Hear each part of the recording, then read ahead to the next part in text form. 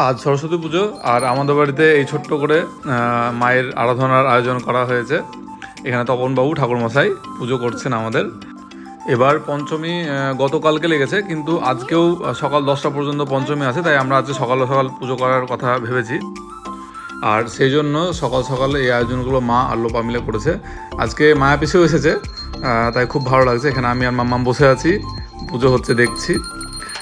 মায়া পিসি এসেছে, কিন্তু আজকে পিঙ্কি আসতে পারেনি, তাই একটু খারাপ লাগছে। পিঙ্কি আর ছোটো মাম্মাম যদি আসতো তাহলে আরও বেশি ভালো লাগতো। এখানে পুজো চলছে, আর কিছুক্ষণ পরে অঞ্জলি হবে।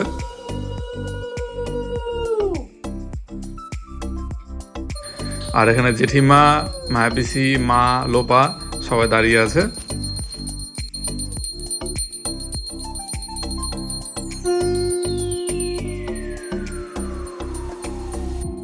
আর আজকে তরুণদার মেয়ে ত্রিধারও হাতে খড়ি হবে আমাদের বাড়িতেই, তাই বেশ ভালো লাগছে।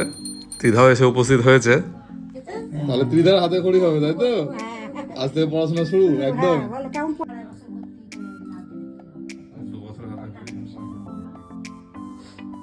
তাকাও বই দিকে, তাকাও।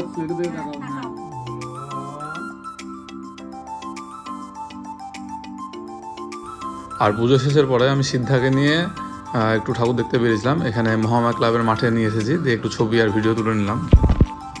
মা লক্ষ্মী, মা সরস্বতী সবই লাগছে, খুব সুন্দর বিউটিফুল লাগছে। তোমার সাথে ভালো লাগছে তো? একটুখানি কুটকুটি করছে। কুটকুট করছে একটু, আচ্ছা বেশ ঠিক আছে।